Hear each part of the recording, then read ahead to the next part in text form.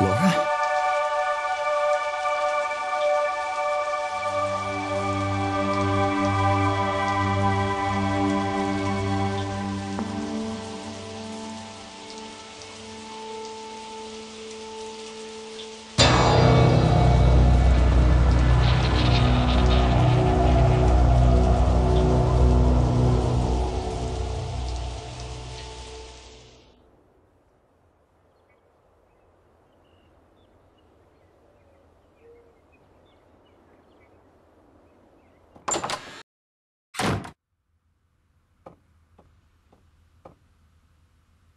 Laura's dress. Could Laura herself have taken it? Now I really am going mad. Laura's white dress is missing.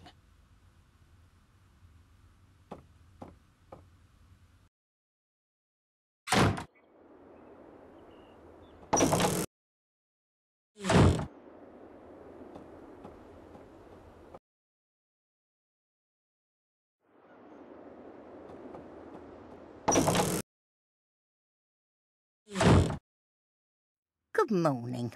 How was your breakfast? Fine. Is Samantha in?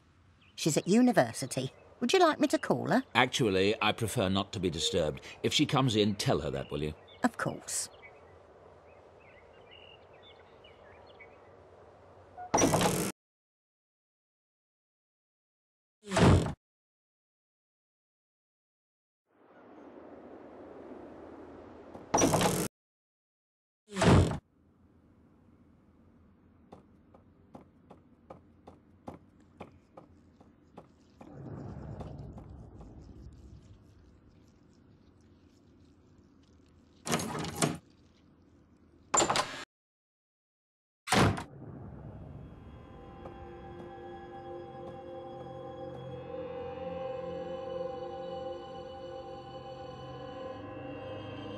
What is it, Laura?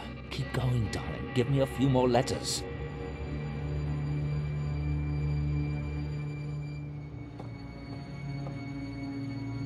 There's been a presence in the house.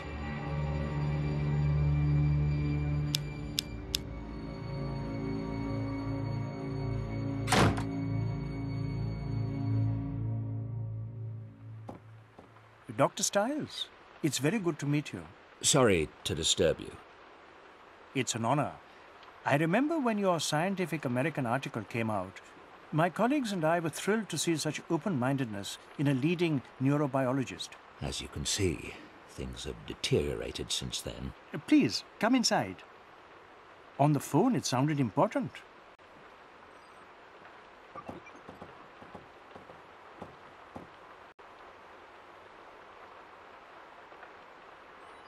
One thing you learn as a neurobiologist is that reality is subjective, like the story of the blind man and the elephant. One of my patients had a brain tumor and became convinced his wife was an alien in disguise. Everyone else saw an everyday housewife. He saw something horrible. What clues do we pick up from our environment every day that tell us how to perceive the world? One man sees a pile of logs, another a sleeping giant. Perception is a slippery thing. My wife, Laura, died in 2002, but the reality I chose was to keep her alive. In my mind and in my heart. I started experiments in an isolation tank to bring back as many memories of her as possible, even the small and subtle ones. And I didn't give a toss what anyone thought. And now?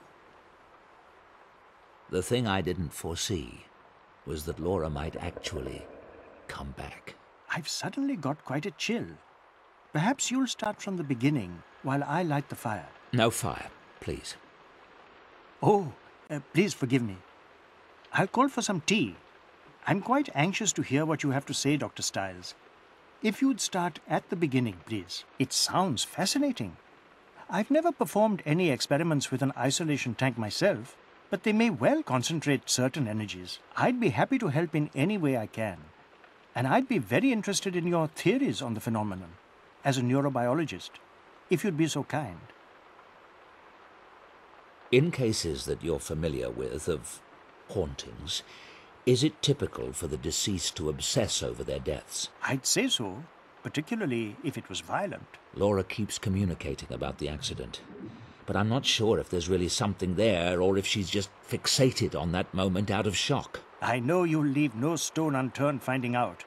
If there's nothing to it, it will be clear soon enough. Yes, of course.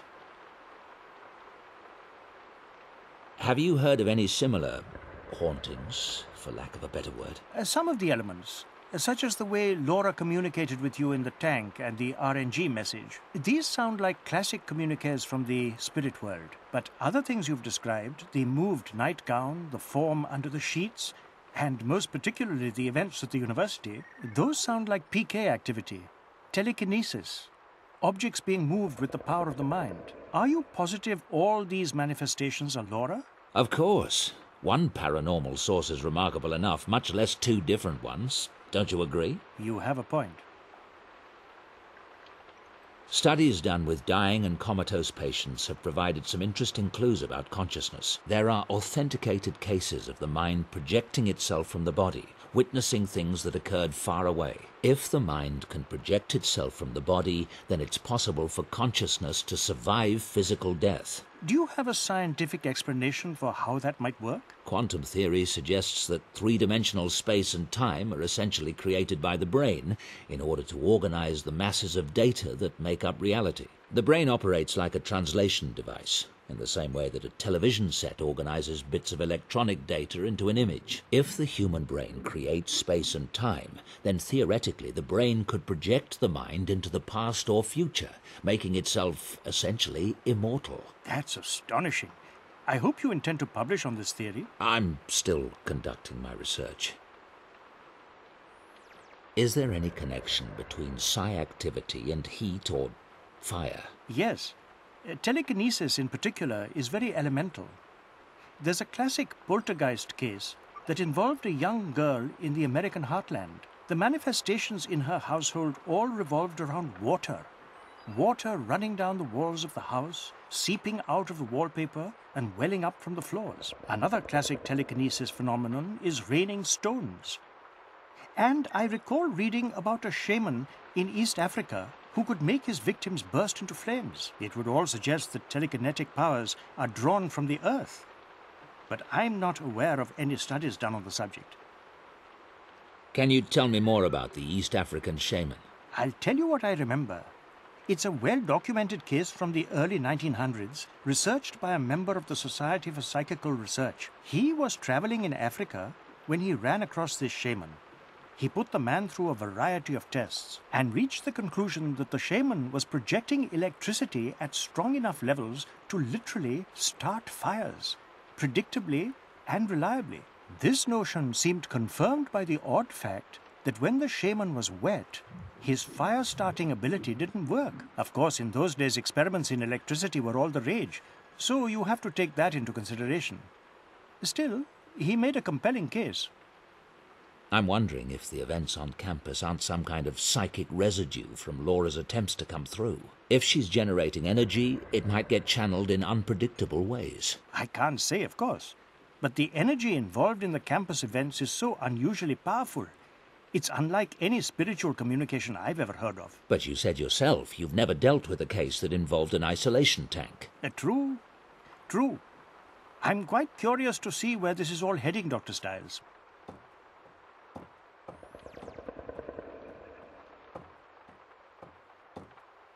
Thank you for your expertise, Doctor. There's one more thing. I was hoping you could give me some advice on how I might help Laura. Help her come through. Dr. Stiles, I'm not sure what you mean by coming through. Earthbound spirits are trapped here because of some unresolved trauma or an inability to accept their own deaths. The goal in such a scenario is to free the spirit so that he or she can move on. Move on? To what? Oblivion? I mean, what if Laura could be brought back? But what body would she inhabit? How could she interact with our world? All religions believe that there is some kind of afterlife and... Yes, thank you, Doctor. I'm afraid it's getting quite late. I must go. I do hope you'll keep in touch. I'd like to know how this develops. Of course. Good day. Goodbye.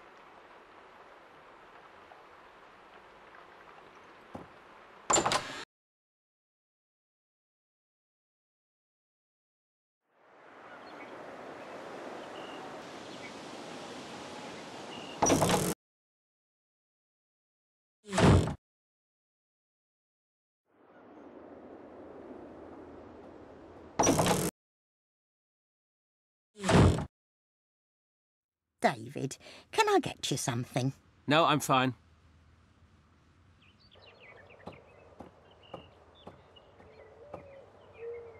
You were with Laura and me since our marriage. What would you say were some of Laura's favourite places? Oh, she loved that chair up in your bedroom. She'd have to have tea curled up there with a book. Oh, and the back garden. I mean further out, not the house. Your cottage at the lake. Oh, and that park. Timmins. The one that she did all the watercolours off. Oh, Lord, she loved that place. Timmins, of course. Thank you.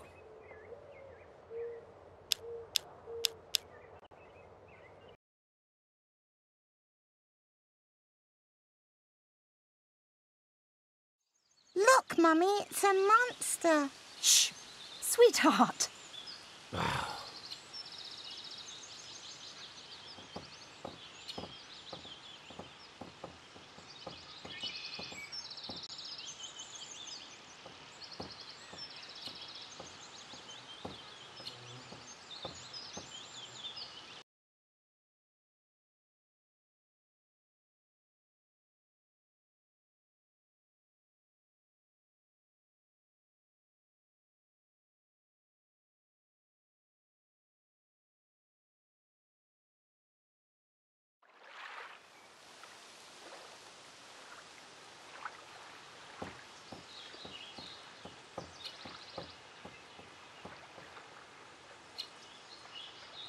This is the tree. I carved our initials here on a summer day.